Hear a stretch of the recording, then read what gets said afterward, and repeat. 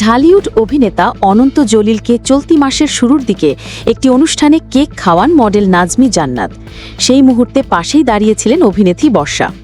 আর এই ঘটনায় বর্ষা অভিমান করেছিলেন, এমনটি উঠে আসে গণমাধ্যমে। এই ঘটনা নিয়ে সংবাদ প্রকাশ হলে ক্ষুব্ধ প্রতিক্রিয়া জানান অভিনেত্রী বর্ষা। আদতে এমন কোনো প্রতিক্রিয়া দেখাননি বলে দাবি করেন তিনি। এরপর বিষয়টি নিয়ে একটি ফেসবুক স্ট্যাটাসও দেন বর্ষা।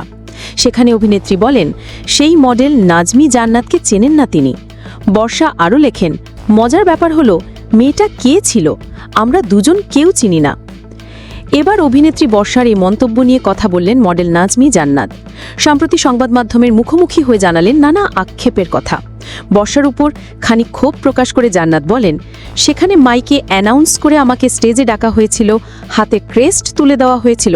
এগুলি দেখার পরও যদি উনি না জানে আমি কে ছিলাম, আপনি কার সাথে স্টেজে আসছেন সেটাও জানেন না, তাহলে বিষয়টি দুঃখের।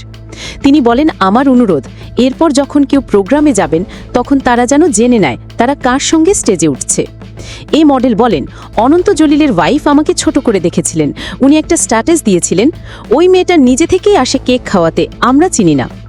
তিনি বলেন, ব্যাপারটা হলো যে প্রথমে আমি ওরকমটা অনুভব করিনি।